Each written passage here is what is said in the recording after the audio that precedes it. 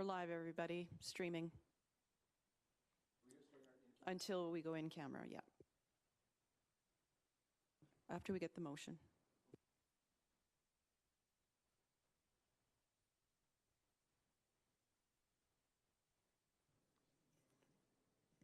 Good afternoon. We're live, everybody, streaming. Until we go in camera, yeah. Do a roll call first. After we get the motion. Okay. Good afternoon, members of council, no, actually members of Economic SPC. I need a motion for us to go in camera for today's meeting. Councillor Croson. Good afternoon. Make the We're motion. live, everybody, streaming. All those in favor? Until we go in camera. I'm going to consider it as unanimous unless I hear otherwise. After we get the motion.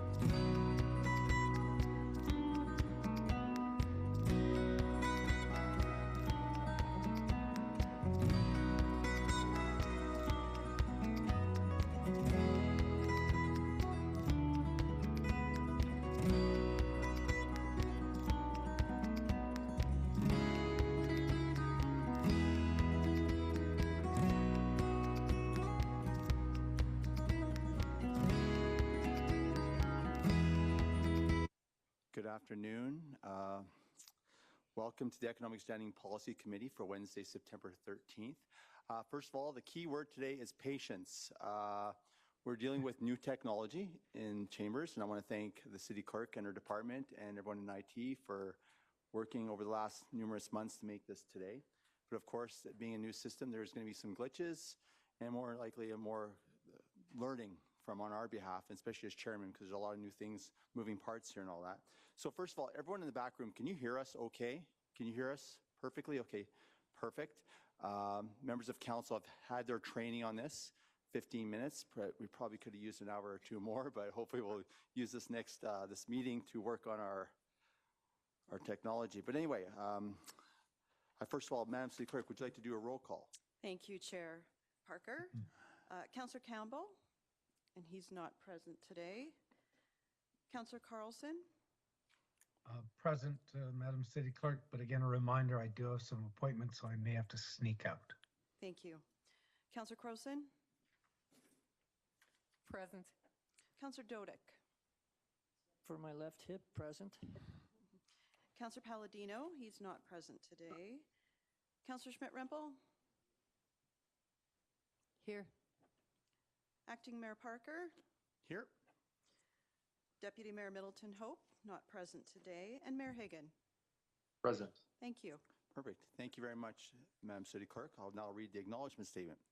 The City of Lethbridge acknowledges that we are gathered on the lands of the Blackfoot people of the Canadian Plains and pays respect to the Blackfoot people past, present, and future, while recognizing and respecting their cultural heritage, beliefs, and relationships to the land, The City of Lethbridge is also the home to the Meeting Nation of Alberta Region 3.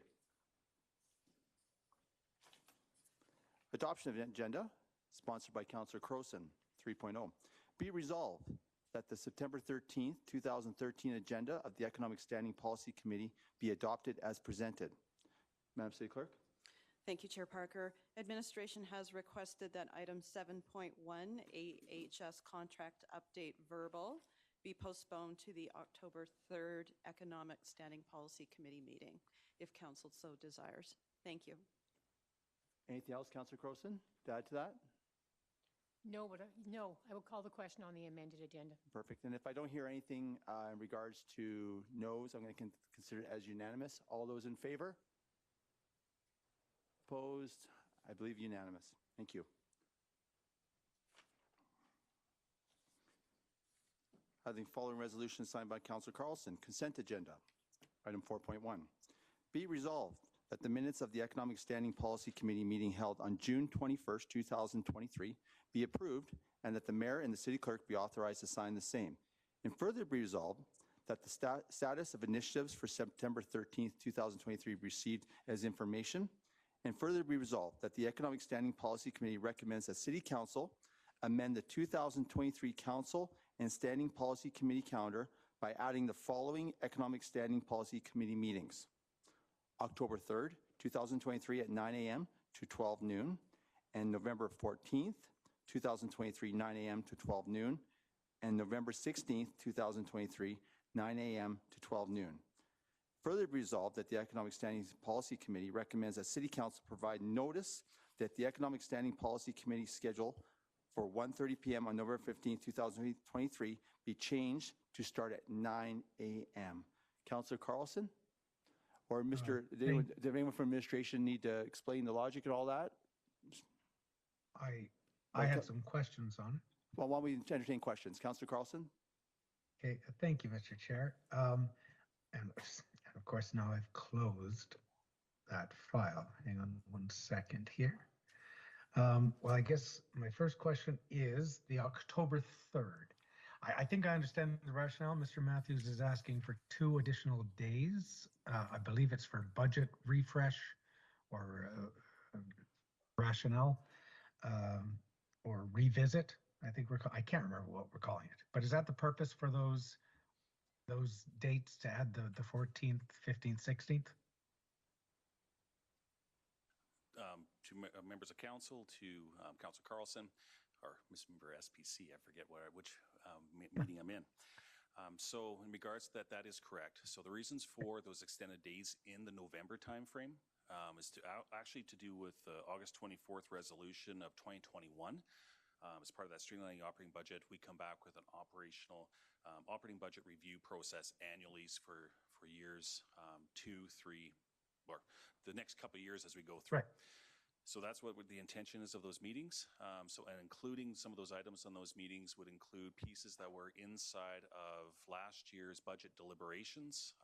For example, the Shinnecock Arch Regional Library review was a component of that. We'll be coming back then.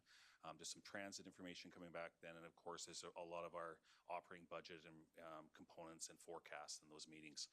Because of the number of items outside of additional items that would come through in a regular economic, we're suggesting that we make longer meetings in the mornings on those other days to be able to accommodate those in. Okay, thank you for that. I assumed that was the reason for it. My question is, we're adding a 3-hour 9 till noon on the 15th of November. But the way this reads to me is the 14th and 16th are only going to be 9 until noon.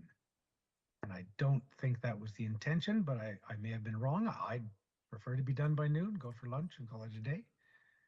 But I don't think that was the plan, was it? So to members of SPC, to Councillor Carlson, so the reason for that, there's already scheduled council and other SPCs on the afternoons of those days. So we're using the mornings of those same days to do the other piece of the economic.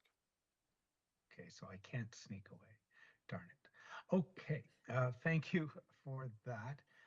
Second question, what's the October 3rd edition? there's no rationale given for the October 3rd. Mr. Matthews said and I'm sorry, again, I'm playing mea culpa that I'm just back from vacation, haven't had as much time as I usually take with the agenda, but I thought Mr. Matthews asked for the 14th, 15th, and then this October 3rd one's just there. Or did I misread? To members of Economic SBC, to Councillor Carlson, no, you didn't misread. There is one on October 3rd.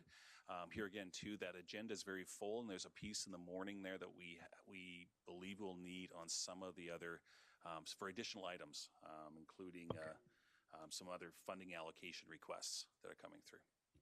Okay, so is that still part of the budget discussion, or is that just that economic committee needs to be extended? Just that economic one needs to be extended, yeah. Thank you.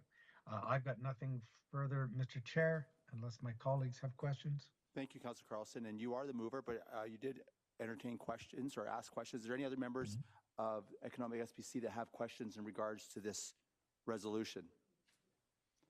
Seeing none, can I take that as your opening and closing? Yep, call for the vote, please. Question's been called. All those in favor? Opposed? Passes. Thank you. We're going on to presentations, is that correct now? Yeah. Thank you. We'll now move. First of all, I want to thank everyone for their patience. We were supposed to start an hour ago, but we had some stuff we had to take care of. So I now invite Mr. Doug Kelp, General Manager of Waste, Water and Wastewater, to discuss item 5.1.1, 5.1.2, and 5.13. And thank you, Mr. Kelp.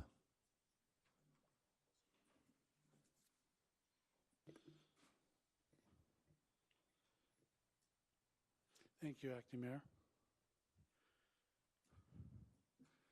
So today I'm here to walk you through the capital improvement plan amendments proposed for the water treatment and wastewater plant expansions. Next slide.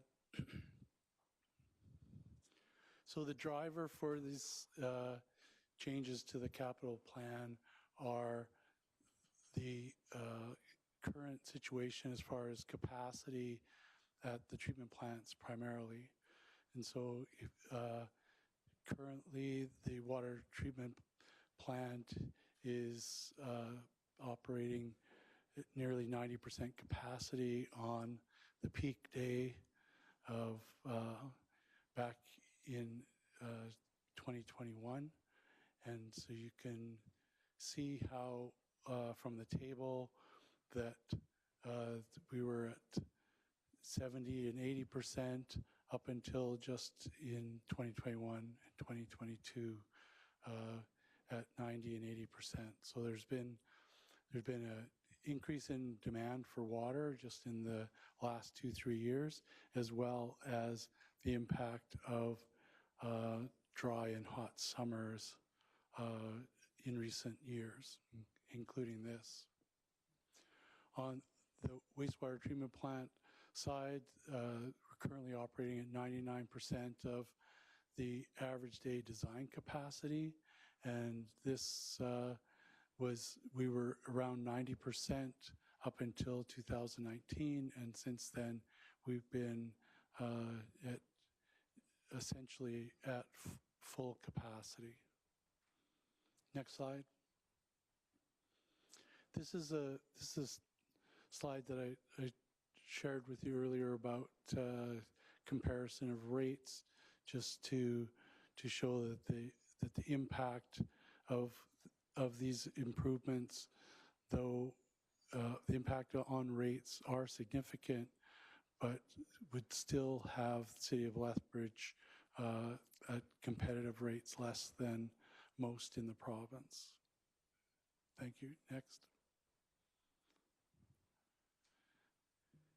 So the Section E projects for water. Next slide. So you can see E12 through E17.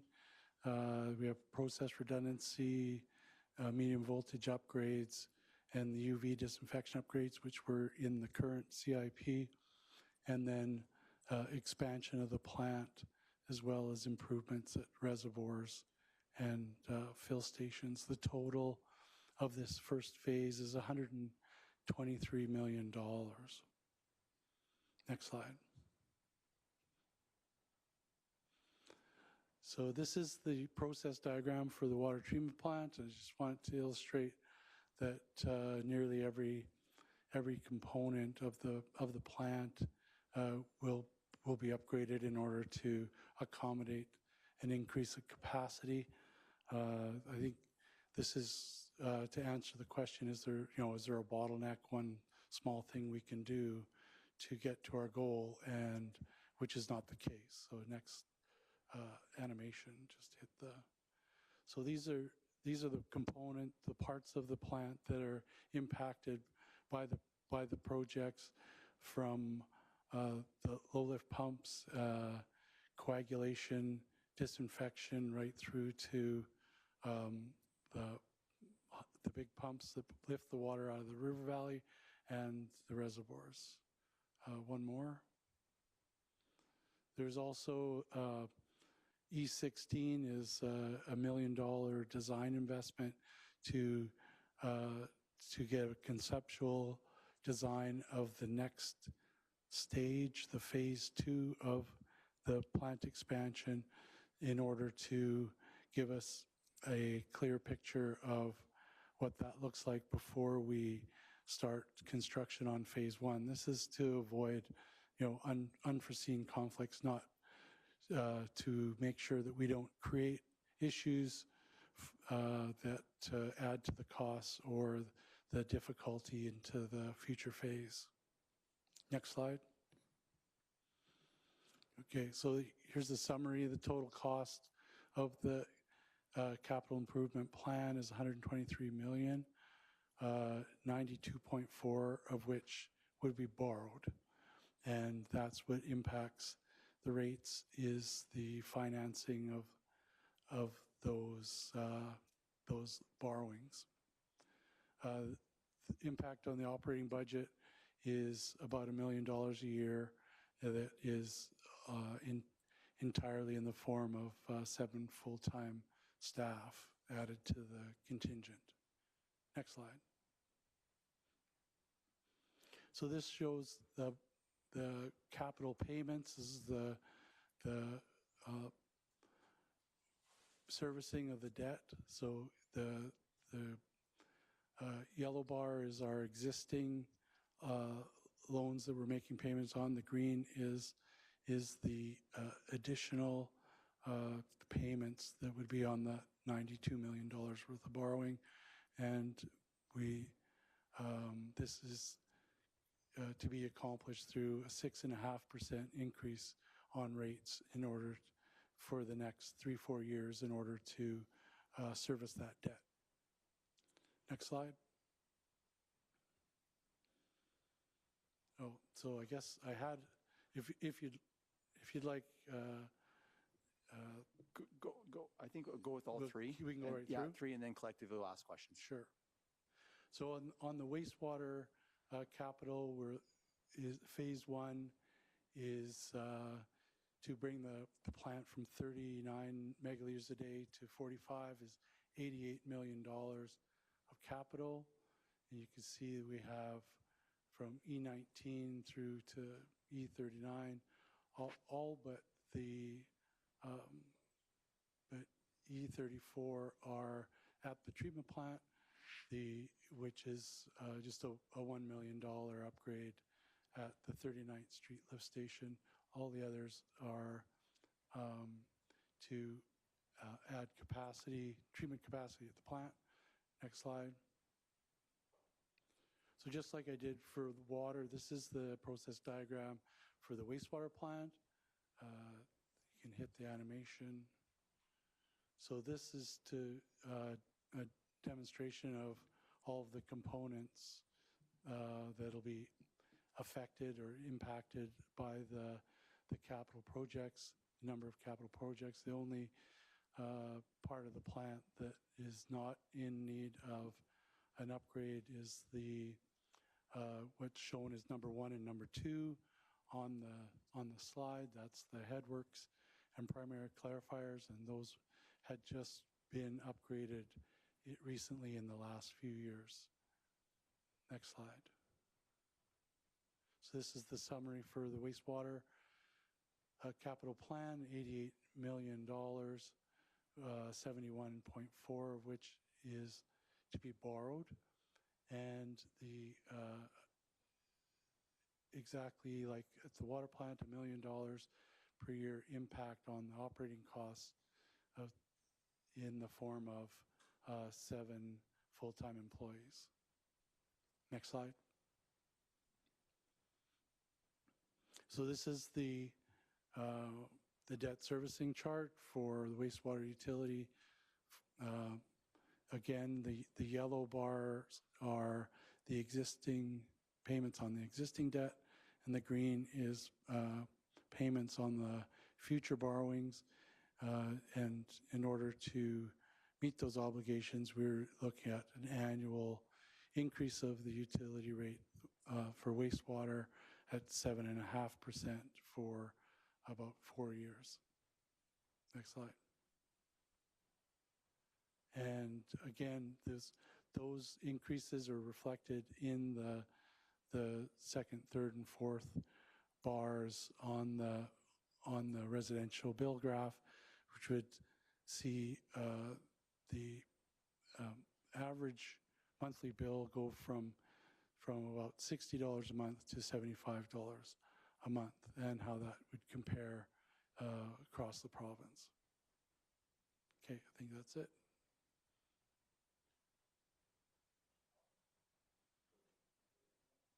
Nope, that's it.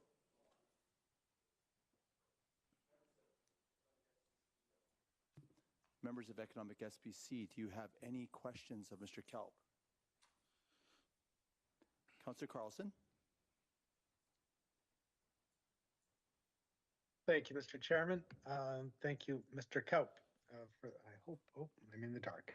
There we are. I hope I'm connected now. My technology hasn't changed here at home. Just a couple quick questions, Mr. Kaup. It seems intuitive to me, but maybe I'm not quite in tune. You have to do both of these major investments at the same time. You can't say, oh, we'll do water over the next 4 years and then wastewater over the next 4 years. Can you? Like basically, you do them all at once, correct? No, not necessarily. It's just that as it stands, both systems are near capacity. The wastewater treatment plant is definitely more urgent and we have less flexibility responding to the demands. On the water side, it is possible to impose restrictions to address maximum day demands on the facility. However, in the wastewater business, we take what we get when it comes. Okay, so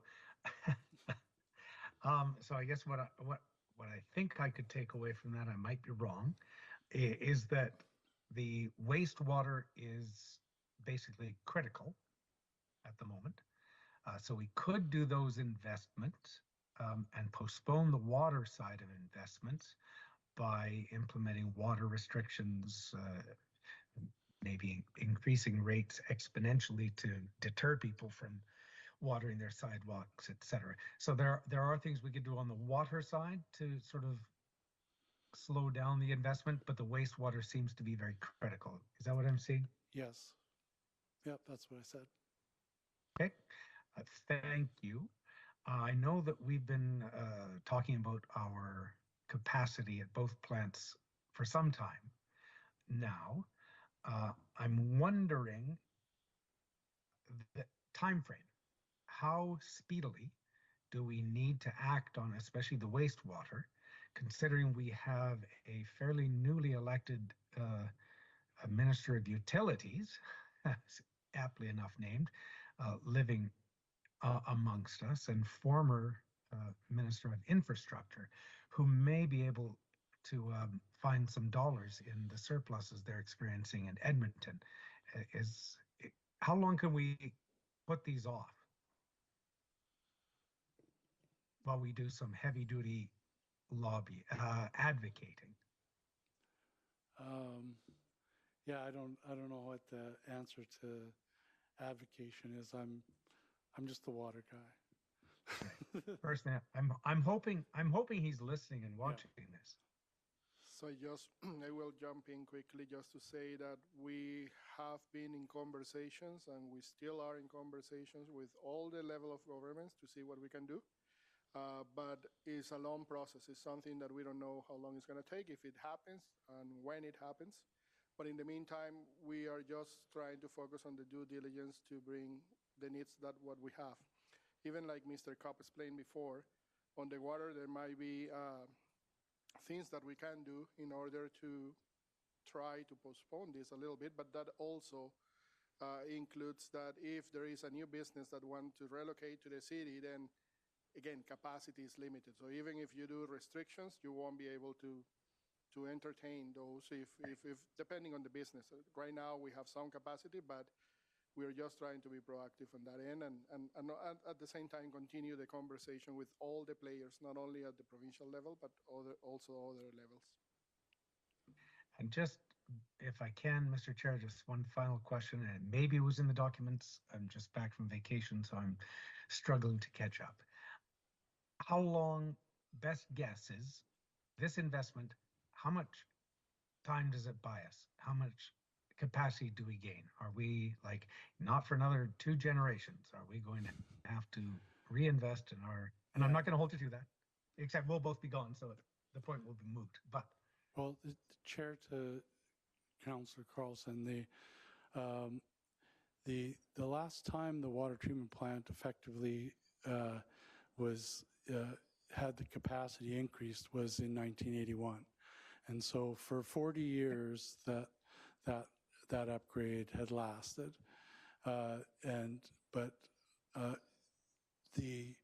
when the community grows slow and steady, it can last a long time. And as Lethbridge grew in population,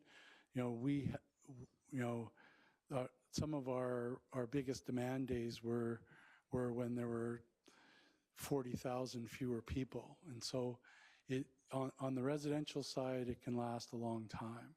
The risk is when you get a very large industry that can, in one fell swoop, eat up decades of capacity. thank you, Mr. Chair. Thank you very much. Councillor Crowson? Thank you, Chair. It's weird to wait for the red light. It's just a strange thing we're going to have to get used to. Thank you, Mr. Kaup, for the information and for putting all this package together. We're talking water, and I know we're focusing on a specific thing about the capital improvement, but right now we're under voluntary restrictions, right? We're asking people to take care of their water as much as possible. If we get a dry fall, dry winter, what will we be looking at in spring? Compulsory restrictions? Where are we at with our water supply right now? Yeah, thank you for the question. It was about a month ago when we requested that people voluntarily use less water, and there was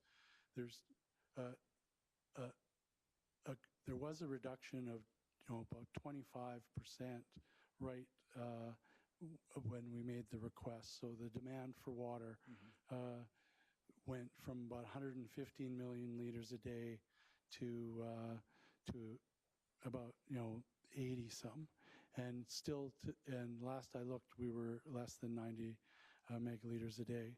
So the efforts of the community have paid off. One of the reasons why it was voluntary is that our water supply, like the river, hasn't stopped. The reservoir volumes are declining. They were declining quickly through the summer with the irrigation demand out in the country. The situation current situation is quite dire. The volume of water in the Oldman Dam is in the neighborhood. The latest news I had is around 35% full. It's usually this time of year close to double that. So it's as is the case in Lethbridge. The first year of a drought is rarely an issue, and it's the compounding of the heat and lack of precipitation that will cause us to take action in years 2 and if necessary year 3. So if next winter looks like last winter or produces even less water, then there will be measures required in order for us to get through the summer on a regional basis. Thank you. Oh, my second question, following up on that, and I'm not sure if this is Mr. Sanchez or Mr. Brierley on a more larger philosophical basis. We know water is vital for our residents, for maintaining their houses, et cetera, but what role does our water supply play in economic development for Lethbridge and the region? When we're out there selling our community to new investments, how often is water one of the questions they're asking? I know Mr. Sanchez just said that we might have trouble right now meeting the need of a large investor, but how much of that is a factor in whether or not they choose Lethbridge? And Mr. Brierley, I think you might be the first to start with the answer there. Yes, thank you, Councillor. So, of course, if we think of the investment in southern Alberta and the $900 million that's gone into the southern end of the province related to agri-food corridor, and so forth, Lethbridge being a key hub in that, water is absolutely a vital component, because most of the not all, but most of the investment that we might see in this area is related to that, and it usually has a significant dependency on water. So it is a critical component for the most part. So if we don't do this in the relatively near future, if this isn't done in the relatively near future, we're tying our hands potentially on any new economic development. That's correct. Okay. Thank you very much, Mr. Kaup. Mr. Brierley? Thank you, Chair. Mayor Hagan. Thank you. Councillor Crowson actually just ran off with, I think she was reading my notes or something. Thank you for those questions, Councillor Crowson. My question is I know this particular government is really fond on putting the dollars into, as any government, I guess, would be for that matter, into this agri-food hub that we currently have. And so, of course, as that investment comes, we've seen that additional resources were put into irrigation. And so, of course, that's any of these companies that are coming in that Mr. Brierley has mentioned as well require water probably at a larger amount than Joe Citizen. And I'm seeing that, or I've heard that if we're carrying on without having industry, we can go for a little while yet. And so I guess my question is, and I think it's rhetorical because I believe that Councillor Crowson kind of asked that too, but I'll ask it again. Do we need to say, so currently if we have business comes in, this would be for Mr. Brierley, if business is coming to us knocking on our door and we know that we don't have the wastewater, what would our answer be at the moment? So if we rhetorical, yes, yeah. But so yeah, the answer is probably fairly obvious.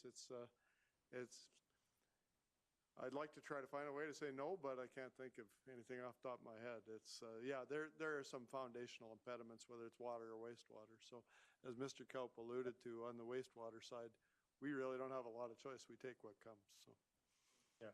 And with that wastewater, I know what Mr. Kaup was mentioning, we take what comes, and I totally understand that. And it's definitely I guess, a first world problem. Sometimes we say it's nice people go to your taps, turn them on, and have fresh, clean water, and have your flushing toilet, etc. However, we understand with what we're going through right now and what we're hearing, that this is something that is we need to address sooner than later. I guess is there any way with wastewater, we're sitting at that 99%. I know water, we kind of have a little bit of capacity, but still not very much. We're pretty much maxed out on both sides. With wastewater, is there any additional, I know we say what we've got, we'll take what we get from wastewater. Are there any other things we can do with wastewater beyond that? There's no, could other organizations, other companies, other industry, is there anything we could do to help along with that? I guess the approach taken in many other jurisdictions is to impose the capital investment on the customer instead of taking it on yourself. And so is in many larger cities, they would have a requirement for pre-treatment, in which case your industrial customers are doing the work on their site rather than sending it down the pipe. And that would be a big shift in our communities. And for the last 50, 60 years, we've not made that imposition, but it's a capital investment to be required by either us or the customer in order for us to succeed. So that would be pre-treatment of wastewater before it gets to the city. That's correct. Okay, thank you. Councillor Schmidt-Rempel. Thank you very much, Mr. Chair. And thank you very much, Mr. Kaup, for your presentation. We initially started these discussions back on June 21st, so I'm going to rewind a little bit back to then. And because we will have some new people watching now, help me understand how we got here and how we explain these increases to ratepayers. Yeah, so I think there's really been two drivers on the water side.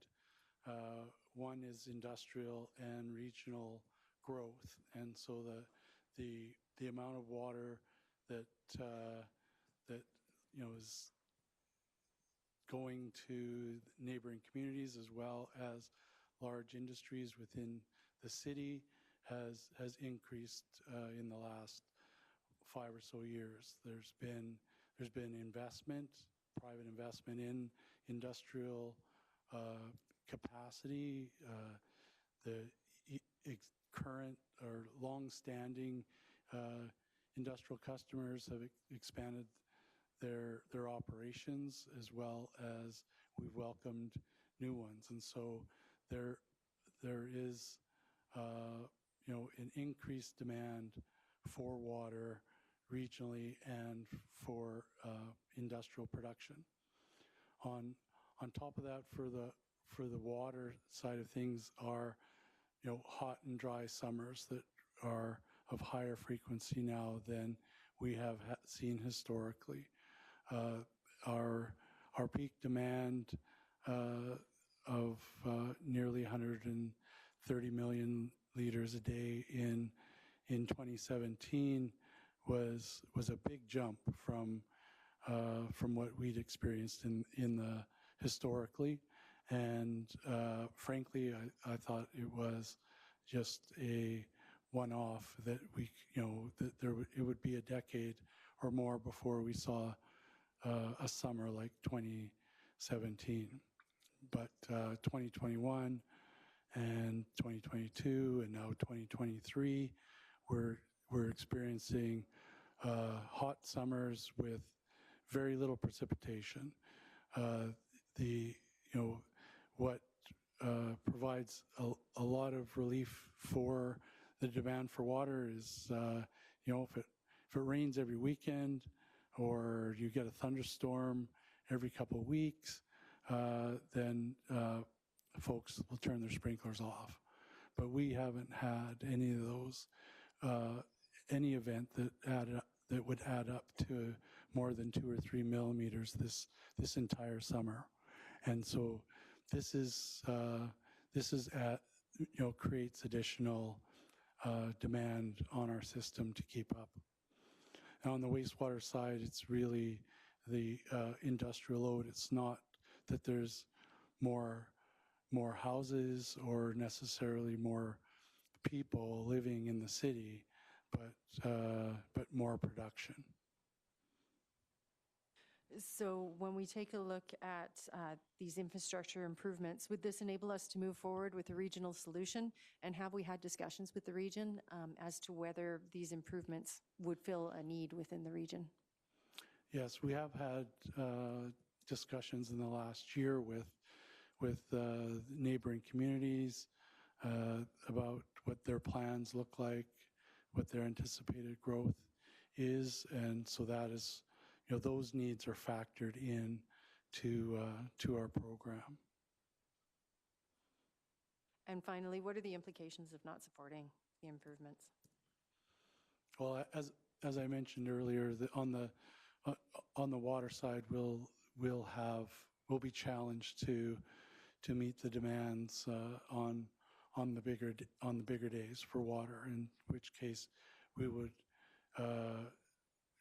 have to impose or request restrictions from the community in order for us to meet those needs. The running out of potable water has huge consequences in the context of fire protection. We can't just put all the water on the grass until there's none left, because the fire chief occasionally on short notice requires large amounts of water from the system. On the wastewater side, the risk is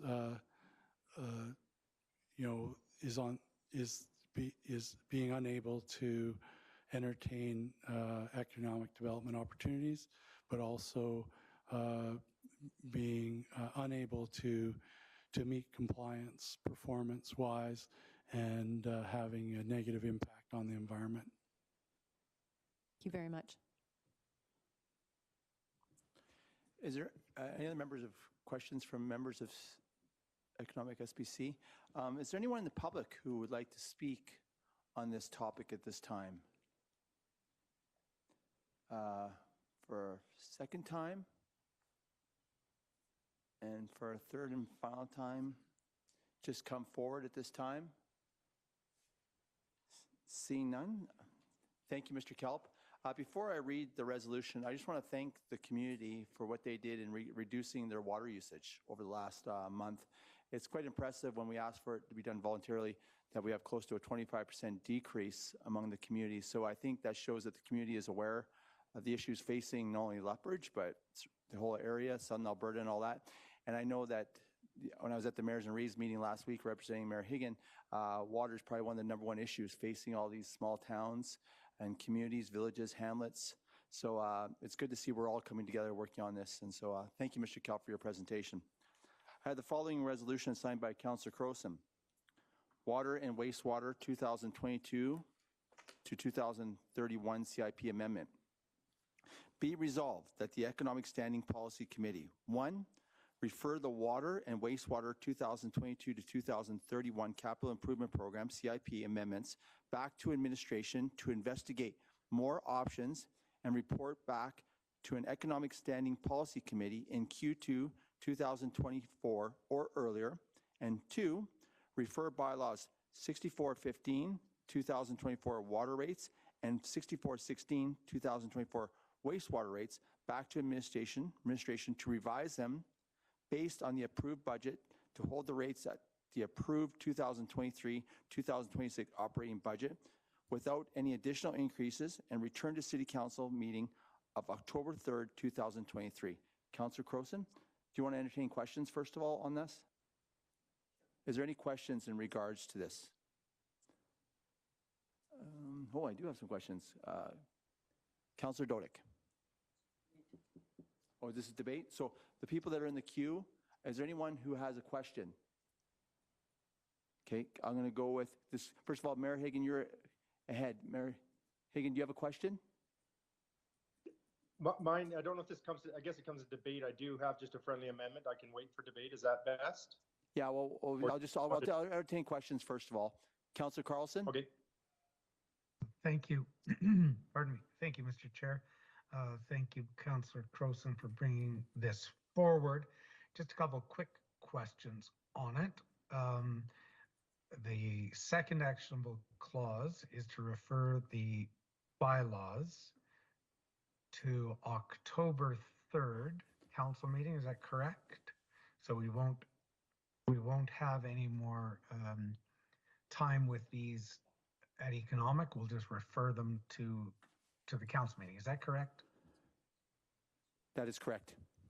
Okay, and further that they will just be on the approved rates which were 2% and 3%. Is that what I'm remembering, or I'm just trying to remember? I think it was just two. Anyways, whatever they are, it'll As be the what ones the that were budget was. approved during the operating budget of last fall. Okay, thank you. 2 and 3. Thank you. And then on the first part, my question is through you to administration, city manager or designate. Q2 of 2024, that's going to be in the middle of summer next year or earlier. End of June at the latest. There we go. And maybe I misheard, but I thought wastewater was kind of critical. Is a 1-year delay, knowing that we take what people send us, is a 1-year delay appropriate? Mr. Sanchez? Knowing that that is the critical piece. The water could be delayed, I'm hearing. But so I just have some questions on the timing. And Mr. Sanchez heard it, so he does have an answer. Okay. Yes, Thank I have you. an answer for the question regarding Q2 of 2024. The part that actually help us is earlier. So what we will do, we are going to start working on this as soon as possible, especially on the wastewater, as we mentioned before. There are more implications there. It's not only the not capacity to treat what we get, but it's also the environmental consequences and the regulatory approval that we have in place. So we might come before that date. And what I will do is probably sit with Mr. Kaup and his team and start working in those options that we can bring forward to an economic SPC in order to move either with one project first or both projects if we have the solution for both. So the key part here is earlier. If we can and we have everything before, we will be back before that date. Okay, so you're comfortable with this time frame? Yes. Thank you. Last question, if I can, Mr. Chair, to the mover, who I believe is still the chair of our governance committee that deals with advocacy. Is there something we should add to this resolution, or should it just go without saying that our next governance meeting will be talking about how to advocate to our MLA, our minister, our government, our premier, that this is damn important? Or does that need to be enshrined in a resolution?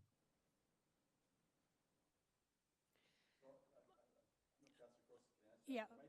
Coming forward, so I don't know what Councillor Mayor Hagan has. So Well, we have an advocacy committee meeting next week on the 22nd. So we can refer, this conversation there, but I think everyone's heard enough. It'll be on that conversation regardless on the 22nd, because we know the importance of this issue.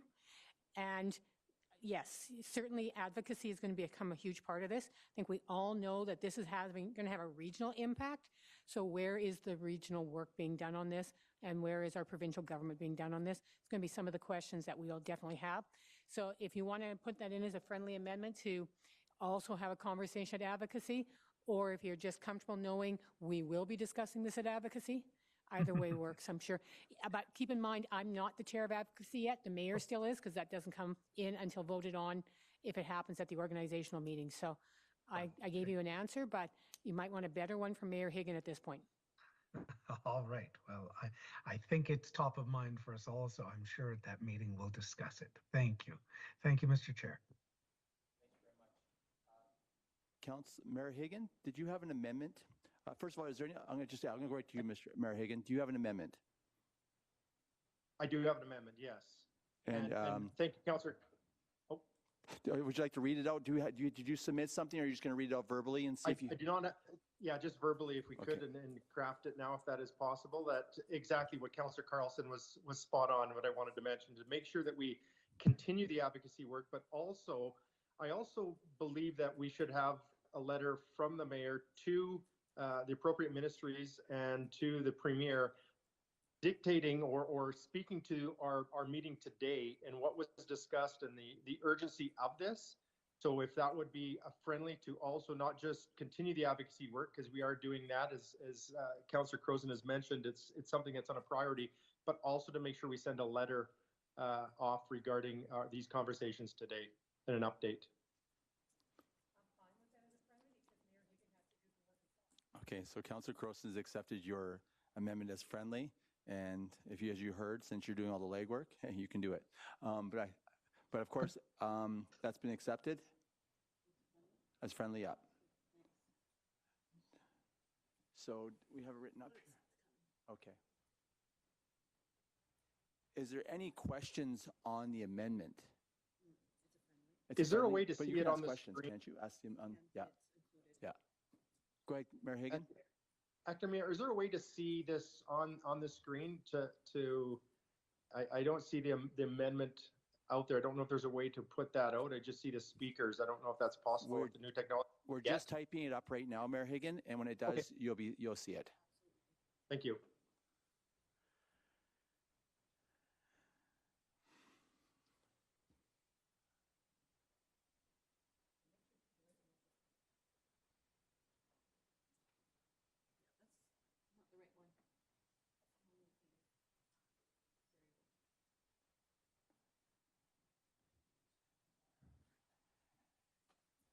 And while that's being written up, members of SPC, I do have Councillor Dortigan for debate.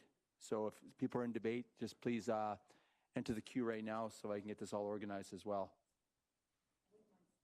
Yeah, I will for sure. But just wait till everything's written up, and so we have it solidified.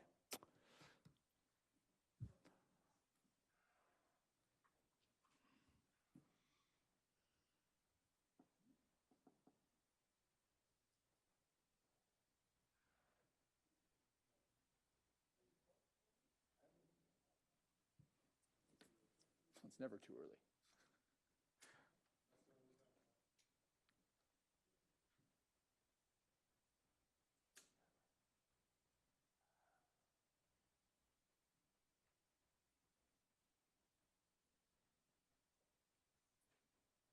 Yeah, because I have a meeting at 9. Can you do 8 tomorrow morning? I'm good with 8. Check with Jen. Okay.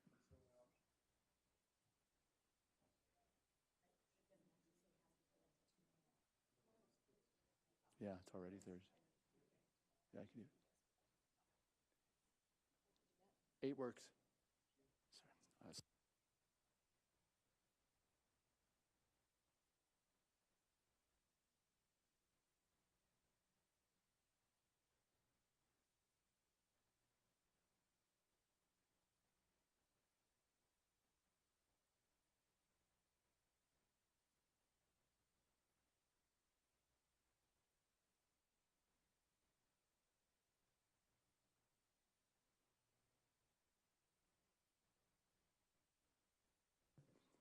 Do you want federal as well in there, Mayor Hagan? That would be great. Sure, why not? Okay. We'll get any level of government we can. Thank you. Okay, so I'm not going to read the whole resolution over again. I'm just going to read item 3, since the first 2 have been read. Are we all done there? And number 3, direct the mayor to send a letter to the appropriate provincial and federal ministries, as well as the premier, advocating on behalf of the community for the needs of water and wastewater in Lethbridge. All right, perfect. So now it's been amended, questions have been asked. Councillor Croson, would you like to introduce? Oh.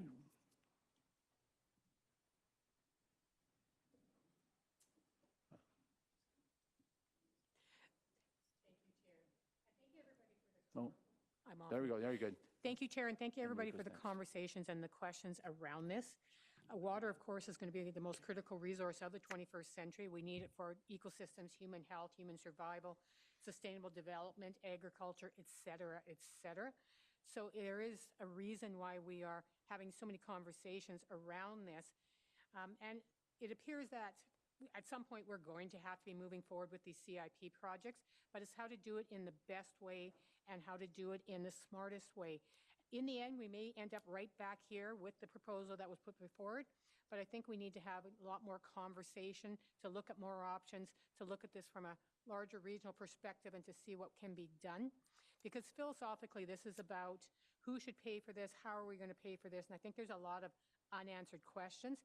So this allows us to go back to what was approved in the last budget, at least for the short term, and then to have administration do more investigation, bring back more options for us to continue our advocacy work and for this to all meld together and to come back. And so I'm hoping my colleagues will support this motion and that I'm sure we will be having many more conversations around water and around this. This is not a done deal, but this is giving us a way to move forward at this point. Councillor Dodick. Thank you. I will be supporting this resolution, and I thank Councillor Crowson for bringing it forward.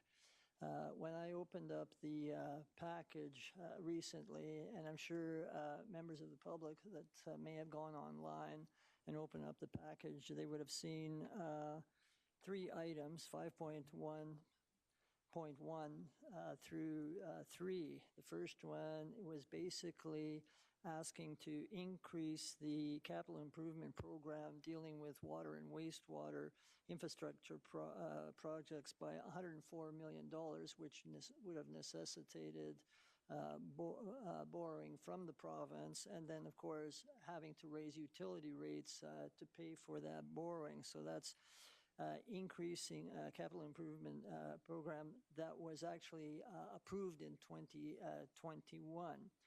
And we just recently, the ink has just gone dry on our operating budget, where in 2022 we improved an increase in utility rates as it relates to water at 2%, as it relates to wastewater at 3%. Had we approved or at least approved the CIP amendments proposed today, the increase, depending on which way we went, would have been adding an additional 4.5 or at least 4.5% to the 2% that we had approved in the operating budget.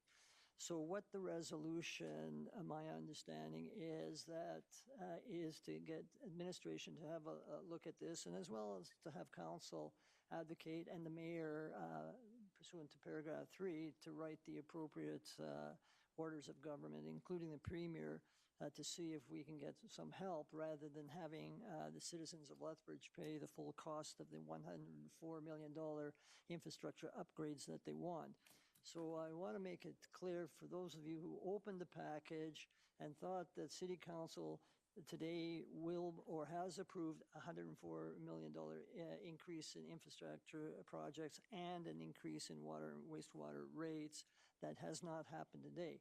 That isn't to say that in the future, if things remain the same and it looks like conditions remain the same, we may be having to revisit this issue, and chances are we will have to revisit the issue.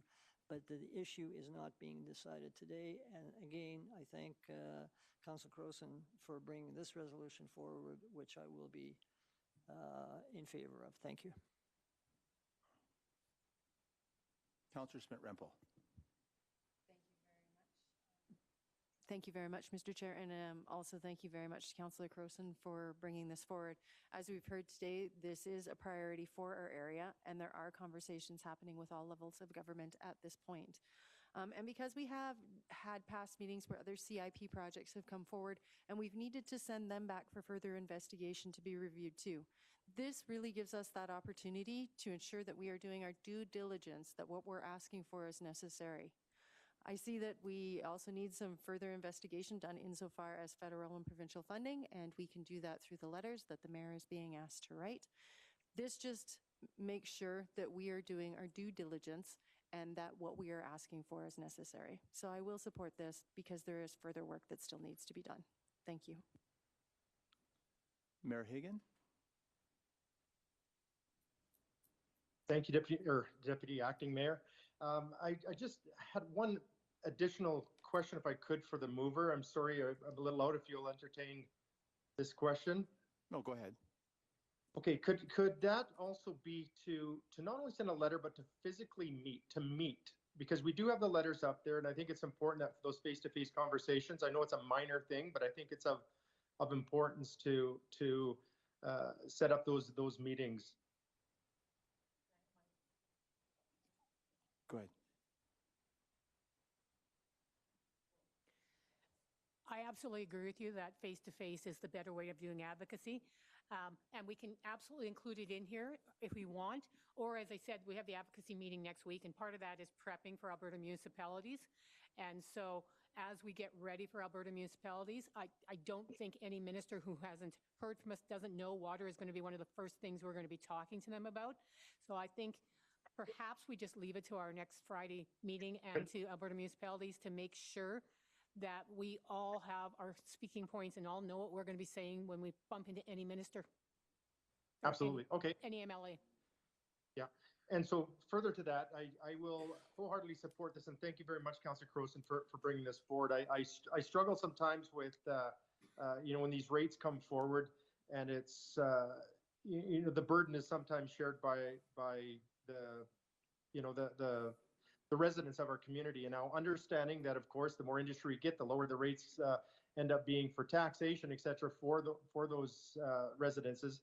However, it's still something of importance. We need to do all we can, and as we continue to increase our economic development, we're going to need this wastewater, especially at the moment, water and wastewater. So, I thank you for bringing this forward. We need to keep this conversation going again at Alberta municipalities or elsewhere as being a top priority, or one of the top priorities. I believe it is the top priority right now. And it's something we hear so often. Is it's not something that, the community comes and talks and say, hey, how's that water and wastewater going? It's not a quote unquote sexy thing, I guess. But however, as a pool or a this or that, but of course, if we don't have water, we're not going to fill that pool and et cetera. So I thank you for bringing this forward, and I will support this, and hopefully we can move on this sooner than later with the advocacy efforts. So thank you very much.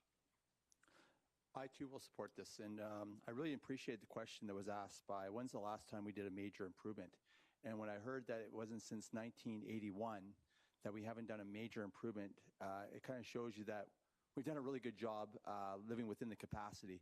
But the problem in the city, but rather a good news story in our city is we're very successful economically, and there's a lot of economic. I remember being on council when McCain's came to town, and the only way, not town, but rather to the county, and the only way that it could happen was the city had to be a partner in giving water. And I think that was one of the first businesses that we actually extended water out.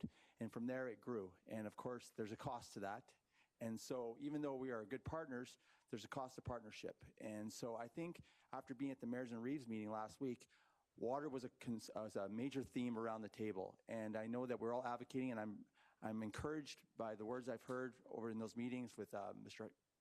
MLA Hunter, also the MLA for, I can't recall, from Claresholm, Petronic or something. She's the former mayor, but also from our local minister, Nathan Newdorf. And they all believe that water is very important. And I'm glad that they know that. And so if we can take some time to work with our partners, work with not only our partners outside, but our MLAs, our local government, our actually provincial government, but also our administration. If we can find different ways of going about this and finding a solution. But I also know that it's not something we can just kick the can down the road. And I don't think anyone is saying that we're going to kick the can around. We want to make sure if we do it right. And it's just such a burden if the local ratepayers had to pay that full cost at this time. So doing our due diligence is the right thing to do. And for that reason, I'll be supporting it. Any further debate? Councillor Crowson. It wouldn't hurt at this point to remind ourselves and our provincial and national partners that 20% of the water that we process in Lethbridge actually goes out to the region. We are supporting the regional economic development as well as the economic development of Lethbridge. And if we get an investment in our water treatment plant, that means that it's basically a regional water treatment plant. So it's good for the entire region. And having these further discussions and finding a really good way of moving ahead on this necessary increase to our water plant is something that's absolutely vital. So I know this motion doesn't have all those nuances to it, but that's some of the things we're saying is how do we get this done on behalf of the entire region and the residents of Lethbridge? And so I'm going to now call for the question. Question has been called. I don't know if we need to do a roll call. Yeah. All those in favor? Madam City Clerk, it looks like it's unanimous. We're going to have a 5-minute break, but just so you know, when we do get back, it should go pretty quick because we're going to be dealing with some rate bylaws that were debated and discussed during the budget deliberations of last fall. But in the meantime, we'll just have a quick 5-minute break and we'll reconvene, let's say at 3:30. Thank you.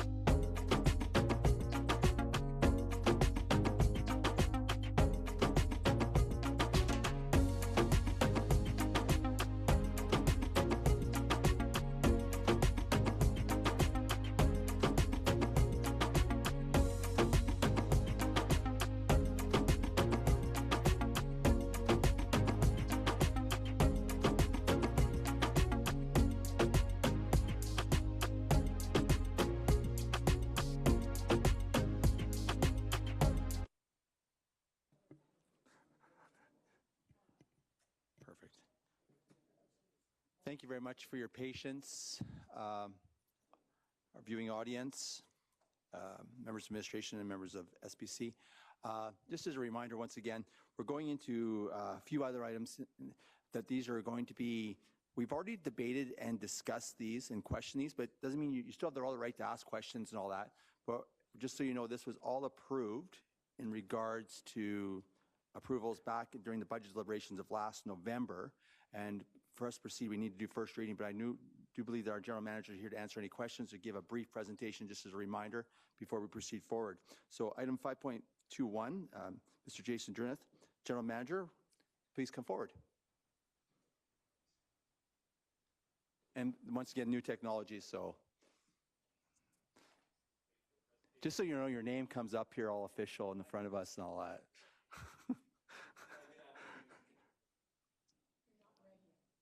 There you go. There? Okay, thanks.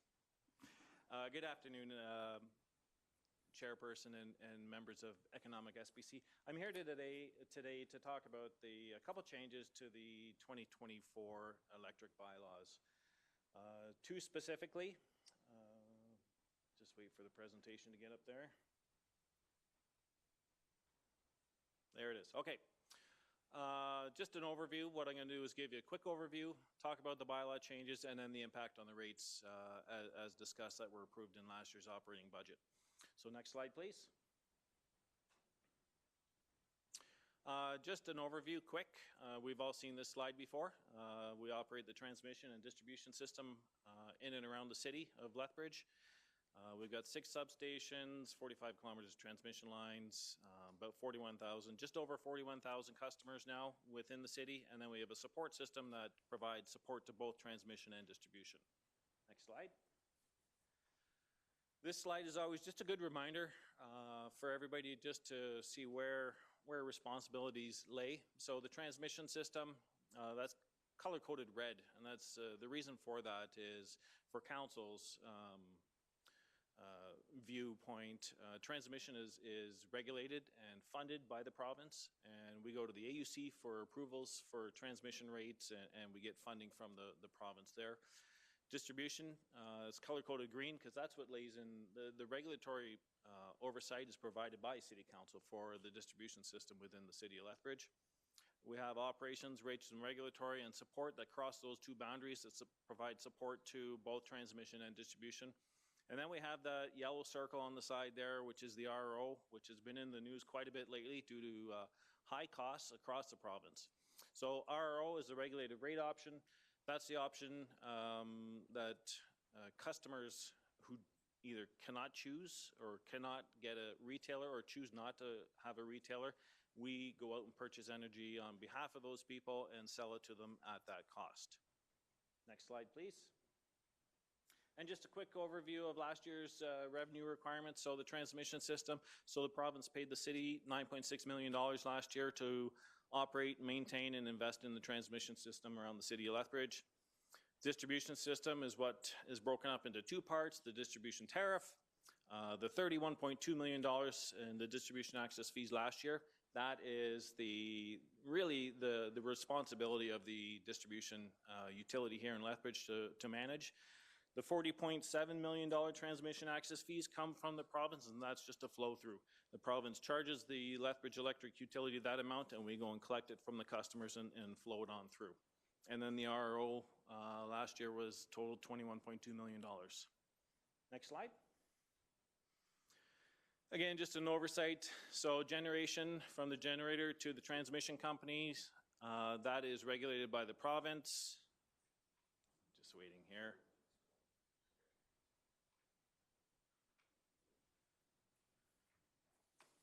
Luckily, I have a paper copy here. So I'll just carry on here because I know everybody has copies of these. The transmission system, the regulators, the Alberta Utility Commission, and that really just is responsible for carrying the electricity from the generators to the distribution companies. The distribution access fees, those are the green. Again, the regulators, the City of Lethbridge Council, and that's the cost of carrying the energy from the transmission system to the end user, to the homes and the customers. Now, quickly, we'll just talk about some of the changes for the bylaws that I'm bringing forward. So, bylaw 6412 is talking about the distribution tariff changes. Really, there's a number of administrative changes that were done, such as contact information. That information was revised to incorporate the 311 process. We have some date and language changes to reflect current procedures and regulations, as well as some definitions updated. We have created what's called a new rate class, Rate 1000. That permits commercial distributed generation to connect to the City of Lethbridge. Prior to this, we did not have any formal rate class for when a large-scale generator connected to the distribution system. This will now allow that to take place, and we've got the rates already set up. Because we do have some large customers on the generation side looking at connecting to our system. So that rate class, really what it does, it just permits us to connect, recover the costs to service, and maintain that connection to the generator. Bylaw 6410, RRO changes. Again, these are some just administrative changes. We're changing the contact information again to incorporate 311, and we've removed the requirement to post the RRO energy rate 5 days in advance. There is no regulatory reason to do that. That's just been past practice. And the reason why we're changing that is, A, there's no regulatory requirement to do that, but we're having difficulty in getting some of the information to be able to post that and meet that time frame, that 5-day notice. So we're changing that just to give us some flexibility around when we post it, but we will post it as soon as possible. So those are the changes that are proposed. Now, 6412, the DT changes, we have increased the rates, and this is where we talk about the operating budget from last year. So proposed rate increases for 2024 on the transmission access. This chart just talks about the projected revenue, talks about the growth, which we're assuming right now is 0. We're talking about revenue and expenses that were forecasted and the need to increase. On the transmission, we're looking at just over a $3 million increase, which actually results in an 8.2% increase. Again, those are just fees that are passed on from Lethbridge customers to the province. Those, we're asking for 5%, even though we show at 8.2, because we're anticipating that some new generation costs or new generation will come on next year, which will lower those fees for next year. So it's a forecast. If we are off, we always have Rider C that we can adjust to make up the difference there. Distribution access fees, so this is what was approved last year. This is really what our operating budget was discussed last year. Moving forward, we're showing again that the increase that we would need is about just over 3%, but we're recommending a 2% increase to match the operating budget that was approved. And again, the reason why we're starting to see a little bit of revenue growth, load growth within the city, so the 2% is what we're asking for. Next slide just looks at a typical customer's bill, and it's really just color-coded so we can see what is provincially regulated, what's city regulated, and what's customer choice. And then the next couple of slides really just talk about is really what matters at the end of the day. So we have a couple examples of customer bills. The first one being residential or a small business, about 750 kilowatt hours per month. That is our average customer. The difference between this year, 2023, and 2024 with the 2% increase, on the total bill, you're looking at about a $3.08 or about a 1.59% increase year over year. The MCAF rate is staying the same. We're not changing that at this point. Next slide. Next slide is a three-phase major commercial customer, so about 35,000 kilowatt hours per month, 150 kVA demand. And year over year, between 2023 and 2024, we're looking at an average increase of about just under $1.31 $131 per month, or about a 1.87% increase year over year. And the next slide is really looking at our larger customers, three-phase major industrial customers. Again, year over year, we're looking at just over a $2,100 increase on a monthly basis, or about a 1.59% increase. So last slide is just about the recommendations. So recommendation is first reading of distribution tariff bylaws on September 19th to set the 2024 rates and revisions. First reading of the RRO bylaw on September 19th as well to include revisions. And then second and third reading of both bylaws scheduled for December 12th of 2023. And then the new rates and changes will take effect January 1st, 2024. And that is the end of my presentation. So if there's any questions. Thank you very much, Mr. Dranth. Members of SPC, Councillor Crowson. Thank you, Chair. Very minor thing. Thank you for the information in the presentation. But just thinking of some of the younger members of my family and their hatred of phone calls, 311 has an email address, don't they? That is a no. That's a good question.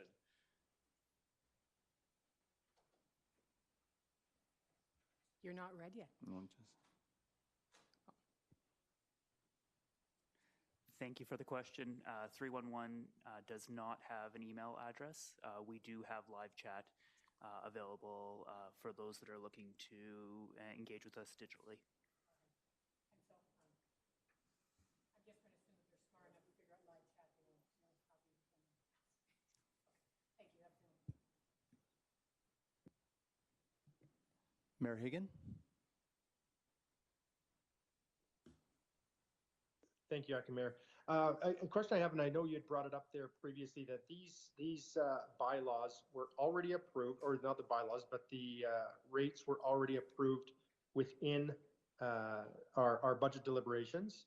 And I just wanted to and thank Mr. Druth for his presentation, but just confirm that nothing has changed outside the presentations that we received back, the CIP that were previously approved, that this is just the regular yearly approvals and bylaws that must be made each year. Is that correct? I know the answer to that, I'm sure, but I just wanted to make sure that for public to know that. Yes, through the chair to Mayor Hagan, you are correct. So the rate increase of 2% is exactly what was proposed in the operating budget approved last year. Great. Thank you very much, Mr. Druth. Appreciate it.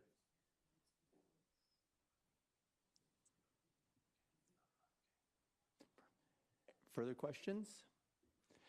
Anyone in the public who would like to speak or ask questions on this, or rather speak to it at this time, please come forward to the mic for a second time and for a third and final time. Seeing none, thank you very much. Thank you very much. Sure. I have the following resolution signed by Councillor Jen Schmidt-Rempel on behalf of Councillor Carlson. Thank you for doing that. Be it resolved that the Economic Standing Policy Committee, 1, forward bylaw 6410, amendment to bylaw 6233, regulated rate option bylaw, RRO, as an item of urgent business to the September 19th, 2023 meeting.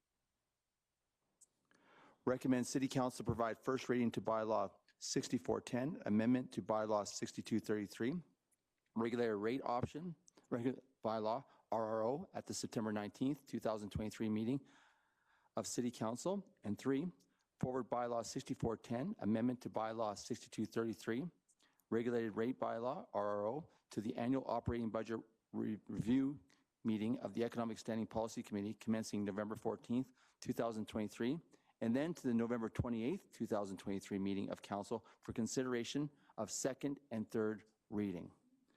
Any questions? Obviously, I think those questions were asked earlier.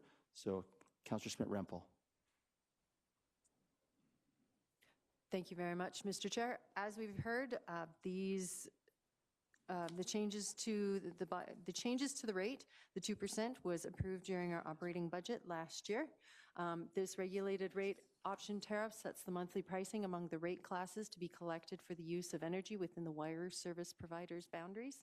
The City of Lethbridge Electric Utility is the wire service providers for all customers within the corporate boundaries of Lethbridge for customers who have chosen not to have a retailer provide energy for their consumption.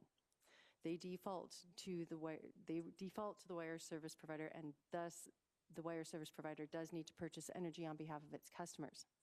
This amending bylaw also updates the contact information to reflect the 311 process, and as Councillor Crowson also brought up, 311 does not have an email, but it does have a live chat feature, and I'm sure your nieces and nephews will be able to use the live chat feature. And it removes the requirement to post the RRO rate at least 5 days prior to the new energy price coming into effect to align with the regulatory requirement to post rates 1 day prior. I would ask for my colleagues' support on this if they have no questions. Thank you very much. Any further debate?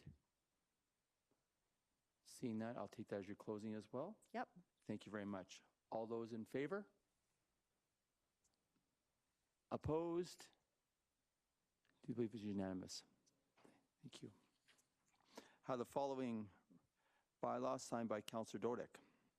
Be it resolved that the Economic Standing Policy Committee, 1, forward bylaw 6412, 2024 electric distribution tariff as an item of urgent business to the September 19th, 2023 meeting of City Council.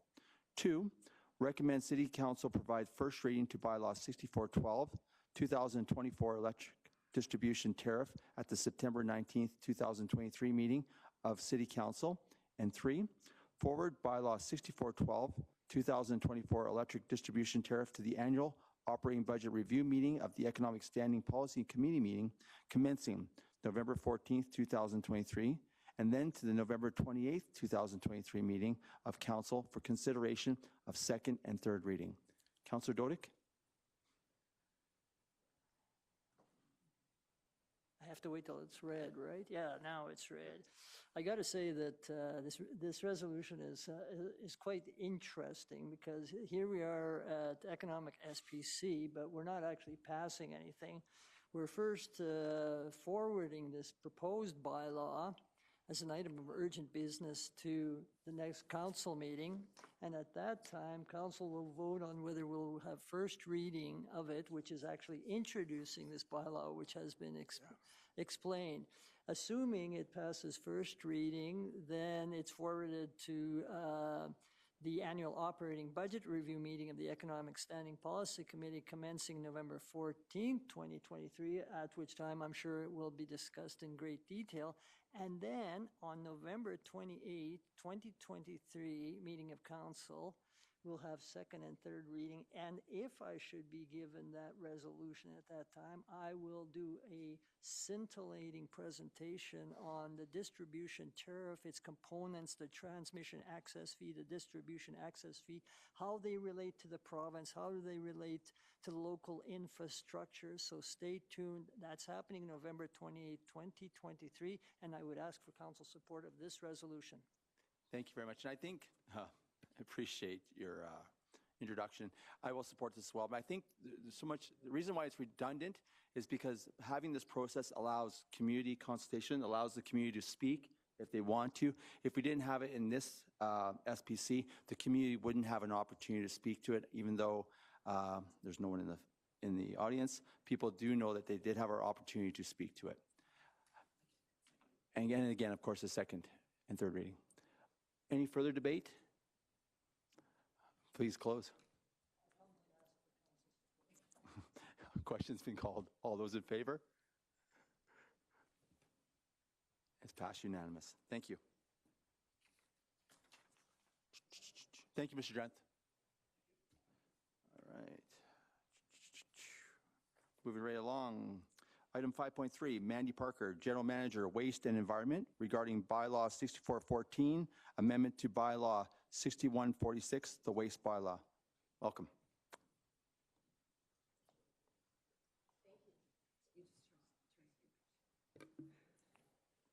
Thank you.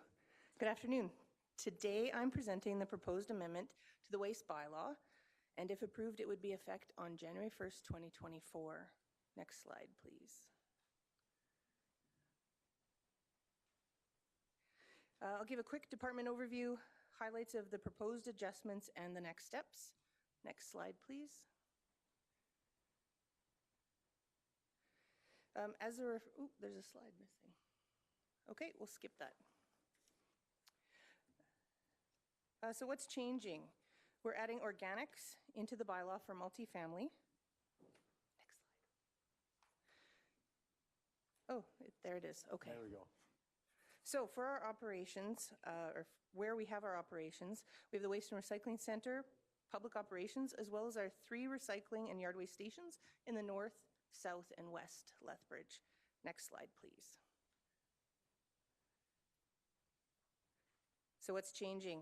We're adding organics to the bylaw for multifamily, as that program is currently in progress. We're separating out the 3 stream bins in the language, the black, the blue, and the green, to distinguish the rates and the services.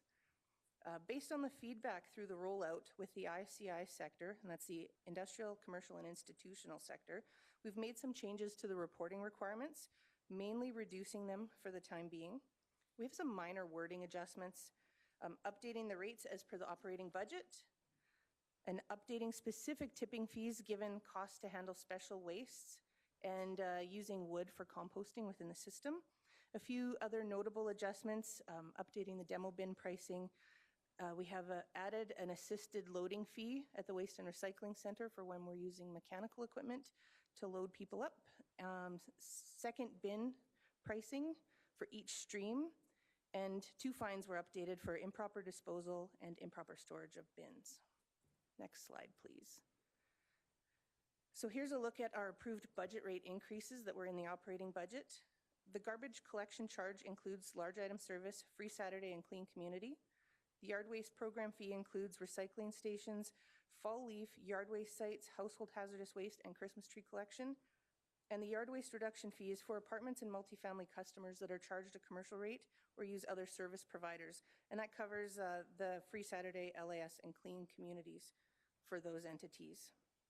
The typical customer, single-family dwelling customer rate is $24.23 per month, and that would increase to $24.71, so about a 50-cent per month increase with this new rate increase. Next slide, please. For the tipping fees, we are increasing the special waste and recyclable shingles by $5 to help recover the handling and processing fees. And branches, stumps, pallets, and dimensional lumber have been reduced. We need the wood as part of our processing for composting, and so we can process it and utilize it for that. Next slide, please. So what are the next steps? The first reading will be on November 19th, 2023, followed by the bylaw at City Council on December 12th, the second and third readings. And then the new rates would be in effect January 1st, 2024. And that's all I have for my presentation. Were there any questions? Thank you very much. Members of SPC, do you have any questions?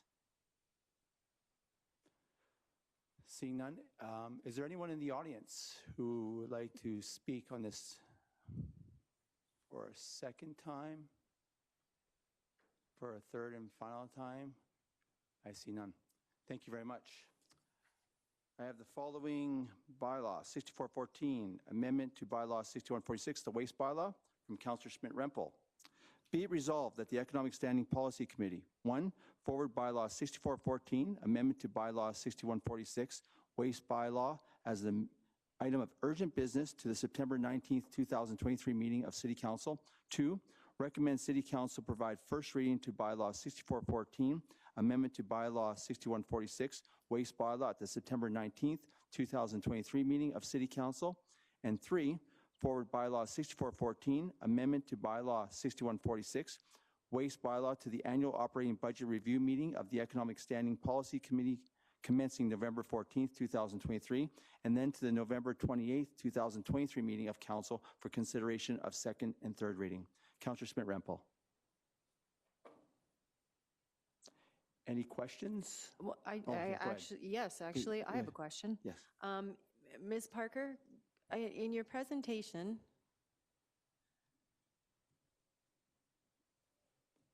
and I think it's just some date confusion, but in the presentation, you have second and third readings of the waste bylaw, amending bylaw on or before December 12th, 2023. So that November 28th date that we have in the motion is okay then? You don't need the December 12th? Yep.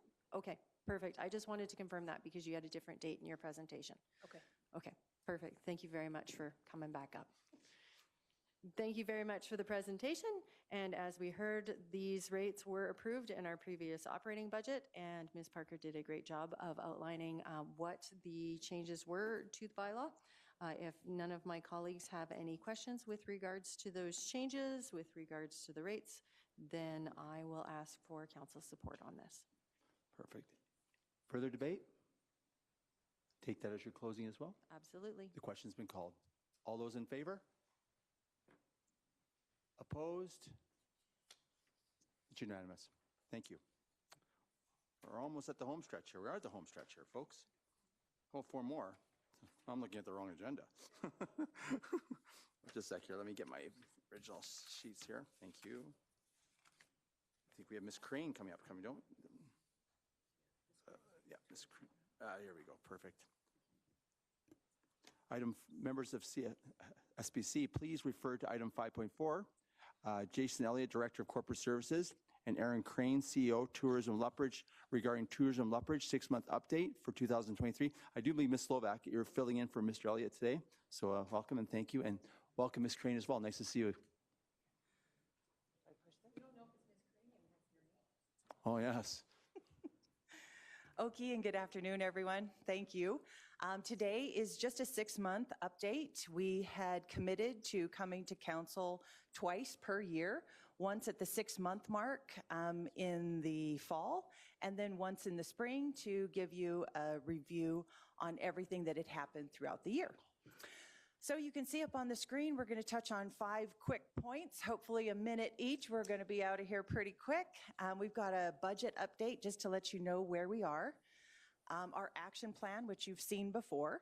The 6-month outcomes. So again, we are doing this work at the end of every year, so you'll get an end of the year outcome. And then this is for the first 6 months of the year. We'll do a quick update on our new initiatives that you funded us for, and then a quick look at just some of the projects that we've got that we're working on. So if you want to hit the next slide. So quick little budget update. So in the first column, the budget to council is where we told you that we were going to be at the end of 2023, and that was a little over 1.4 million. We're actually forecasting to be a little over 1.5 million, which is a slight increase of where we were. And this just means that we've gone out and we've leveraged a bit more money to do more things for the visitor economy to promote Lethbridge. In the chart, we've given you the breakdown of where we're spending that money. So if you have any questions about that, please ask me in question period. Next slide. This is our action plan. You all have seen it before. We keep referring to it. It is available on our website. These are the things that we're working on. We've kind of mapped it out into our 4 pillars of good. These are the 4 pillars of our strategic plan. We've highlighted some of the priorities we're going after, and then some of the key success measurements. And if you go to the next slide, each one of those key success measurements are outlined here in our outcomes. So we look at growing the visitor economy, what we're doing around marketing, the stakeholder engagement, and we've mapped it out here for you.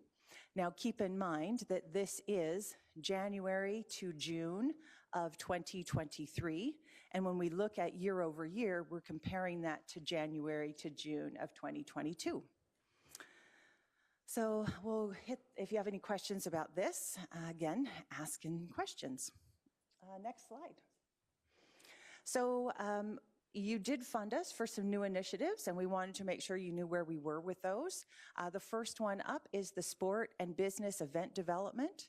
We worked with our partners, specifically the Lethbridge Sport Council. As many of you know, we do have a memorandum of agreement with them to look at sport development.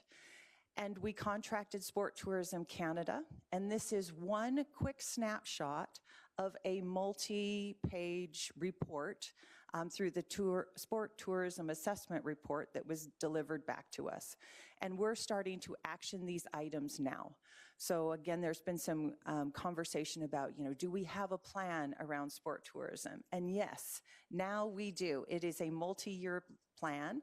And on the extreme right-hand side of that, you can see the action items and how they're broken down. So there are going to be some things that we have to come back here to the city for at the recommendation of Sport Tourism Canada. I also wanted to let you know that we are doing similar work on the business event side of things. We have a contractor coming in October. She's been doing some discovery calls with our partners because we want to develop a similar strategy on the business event side of things. And this is what the funding has been used for. Next slide. Next up is the airport marketing. We have been exploring a few different things. One of them was adding, some additional elements to the airport to be a bit more welcoming. And the second is a video series.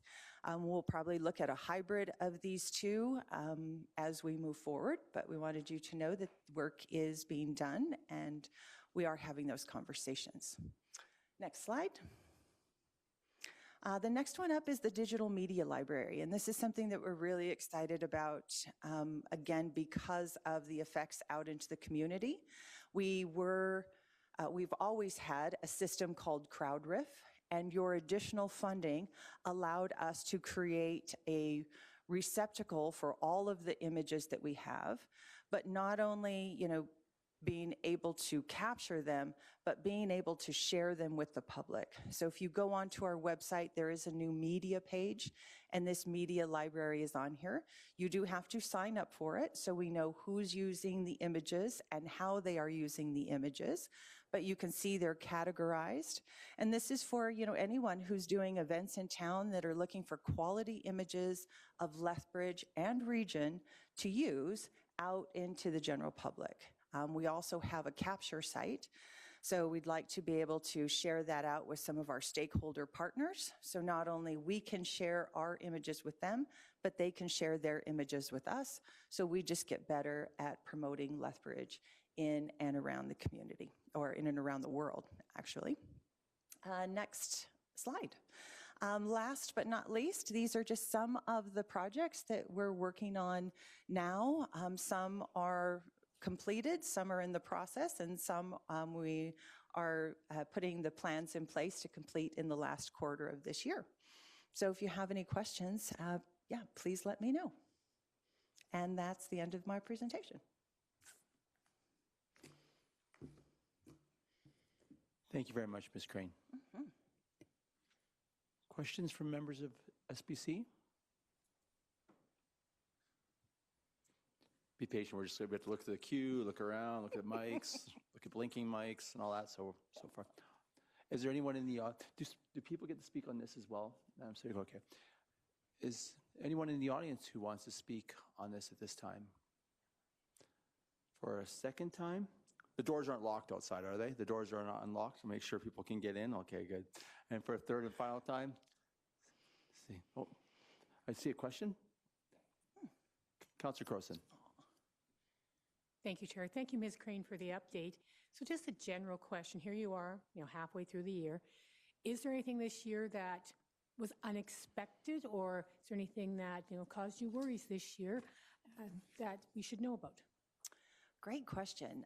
Unexpected was and I don't know if any of you saw it, but the announcement from Destination Canada, the provincial or the national marketing organization for all of Canada, did highlight 3 unique corridors that they were going to be highlighting, and the Highway 3 corridor was one of them. So this is a real opportunity for our area. We're having a meeting next week to really dive into that, to find out what that means and how we can continue to capitalize on it.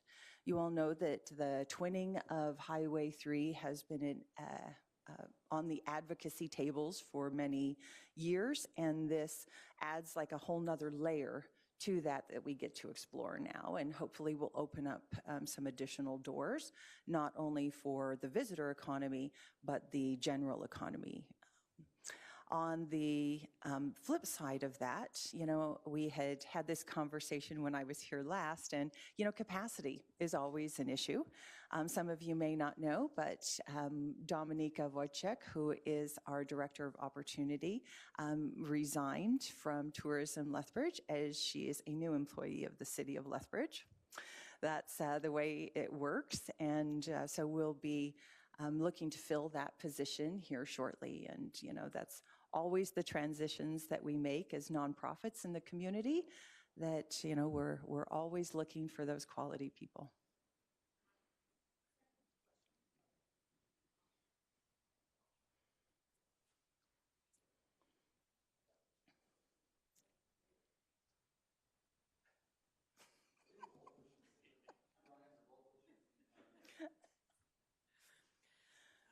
I was following some people online talking about things they were doing in Lethbridge or Southern Alberta, and some of the businesses they were mentioning I hadn't heard of. So it looks, and you try to keep up with small businesses, but there were some in the rural area, some are like flower businesses and things like that. So just kind of give us a sense of, again, they weren't designed for tourist businesses, but they are in a way. So what are some of the new businesses or new opportunities that you're seeing that are kind of exciting right now? Oh, wow, there are so many to choose from. Again, one of the projects that we've got going on right now is SIP Taste Explore, a Southern Alberta agri-venture. And this has been a really exciting process because it has uncovered some of those little hidden gems that nobody knew about, even much less, our group. So putting, all of these projects and, initiatives out, this is exactly the exciting part of it, is what's coming back are continued opportunities. So Lilac Row is a flower farm. If you haven't been there, they are fantastic. A female-led agriculture business, which again is also exciting. There's a few, again, kind of new and emerging. You all hopefully heard that Little Gem Winery has opened a tasting room. I was there on a few Fridays ago, and it was packed. And I parked in between a car with BC plates and a car with Saskatchewan plates. So it was really nice to see that. I know, yes. Well, and I parked right in the middle to make sure that I kept it, succinct. So the Thrive Honey, things that are happening down at Herbal Apothecary here in town, there's just some really exciting things. And that's the job that we take on, is finding those and putting them out into the rest of the world so that everyone can come and visit these great little hidden gems. Thank you. Any other questions from Economic SPC? Seeing none, I have the following resolution signed by, thank you very much, Ms. Crane, and thank you for everything you do in our community. You're always on TV, and you're always having a good news story, so keep it up. It's greatly appreciated. I have the following resolution signed by Councillor Dodick. Tourism Lethbridge 6-month update for 2023. Be it resolved that the Economic Standing Policy Committee recommends that City Council receive the presentation and report as information. Councillor Dodick. Oh, yes, Ryan, you can't push it. I'm pushing it.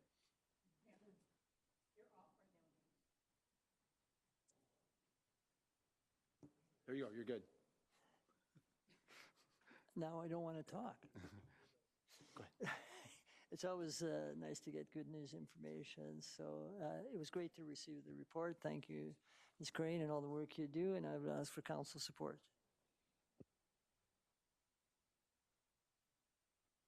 For further debate? Take that as your closing. All those in favor? Opposed? Carries unanimously. Thank you, Ms. Crane. I have the following resolution signed by Councillor Crowson. Redeveloping City Council travel budget to align with advocacy framework.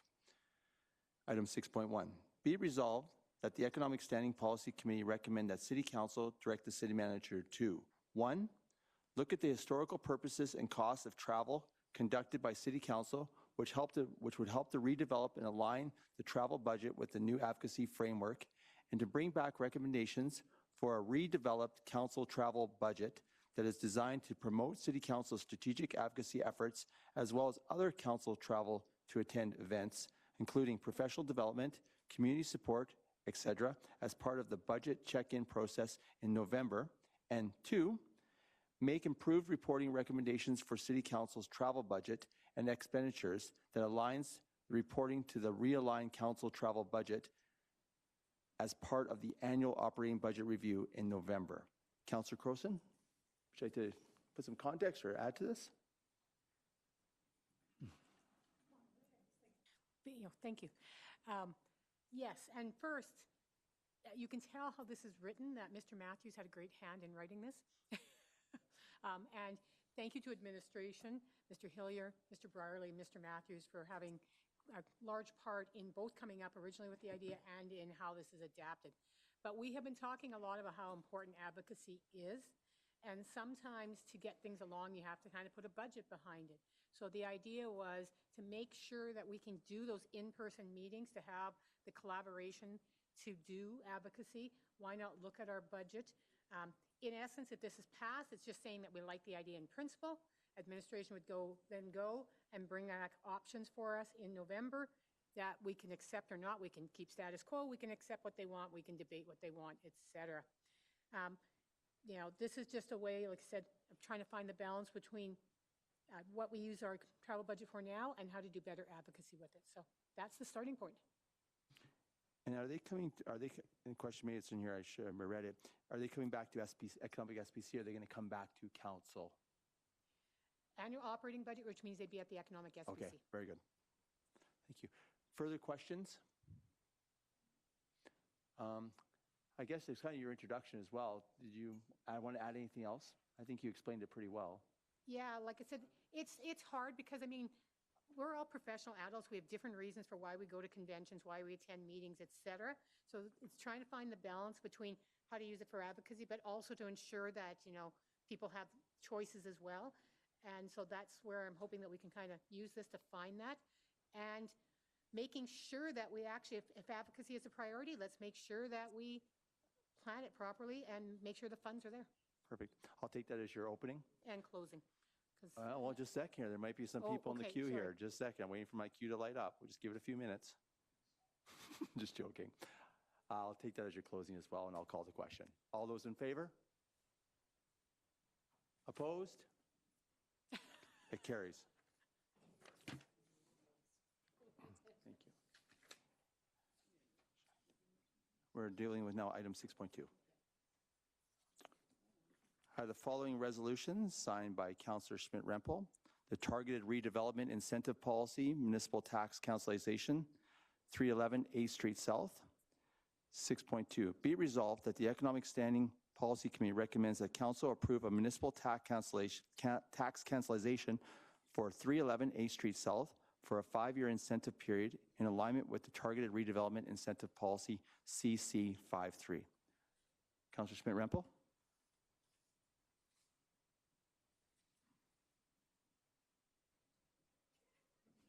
I'm pondering what I want to say before, you know. So we've received an application for a so I just want to remind people of that. The estimated value of the cancellation based on information provided in the application and administration projections is $11,000 annually, with incremental increase for a total estimated cancellation of $65,000 over the 5-year cancellation period. And if you do go through the agenda package, I'm not going to read the entire benefit for what we would look at for municipal tax without redevelopment as opposed to municipal tax with redevelopment. Suffice it to say that it does double our end tax receipt for the city of Lethbridge. So with that, if there are no questions from my colleagues, I would ask for my colleagues' support. Thank you. Thank you very much, Councillor Schmidt-Rempel. Questions? I'm seeing nothing online. I'm taking it as your opening comments as well and your closing? Yep. Perfect. Question has been called. All those in favor? Opposed? Carries unanimous. Thank you. Item 6.3, signed by Councillor Crowson, Community Revitalization Levy Progress Update. Be it resolved that the Economic Standing Policy Committee recommend that City Council receive the Community Revitalization Levy report as information. Councillor Crowson? So just to kind of follow up, we had previously asked administration to look into this, whether this would be a good option or not. They have done their review, and due to market uncertainty and slowing development, they are recommending that we not look at it at this time. And so this would be just accepted as information and maybe something we want to review at another point. But right now, just information for us. So call the question unless anybody has different Unless there's any information. questions on it, and I'll take that as your opening. After staff ran in to be part of it. Yeah. When you guys haven't been here, things have been going really good. So just joking. You guys, it's good to have you here. Thank you for coming. I'll take that as your closing as well. Call the question. All the questions been called. All those in favor? Opposed? Thank you still for being here. Appreciate it. Thank you. All right. Moving right along. We do some in-camera stuff here? Okay, okay. Almost there, folks.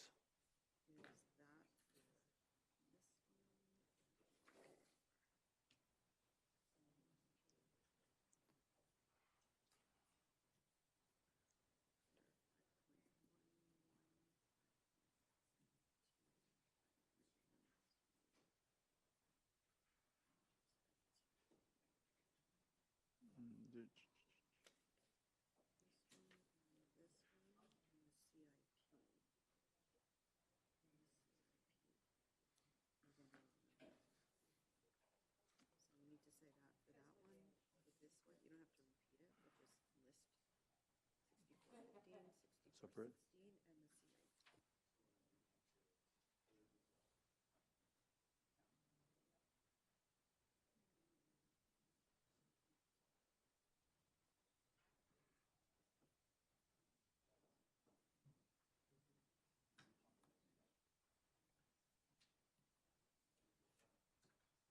Are you guys wrecking the new place?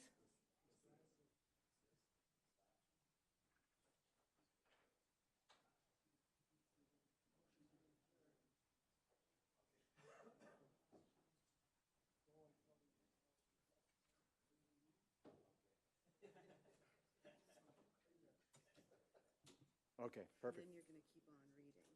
Okay, okay. Thank you for your patience. City clerk just had to kind of butcher some stuff up here, so we probably read it, but I appreciate that. Who's signing off on this? Do we have a I member will. of Thank you. I have the following resolution from closed meetings from Councillor Croson. Further be resolved that the Economic Standing Policy Committee direct the closed meeting discussions with respect to Bylaw 6415, 2024 water rates, Bylaw 6416, 2024 wastewater rates, and 3, water and wastewater 2022-2023 CIP amendment. Remain confidential pursuant to Section 21, harmful to intergovernmental relations, and 24, advice from officials of the Freedom of Information and Protection of Privacy Act. Question. Question's been called. All those in favor? He's trying to leave now. Perfect. Thanks for your patience on that. Before we adjourn, thank you to all the members of administration helping us with the new technology. Congratulations. You've done a great job, and we are now adjourned. Man, she had this all butchered up on me here. Yeah.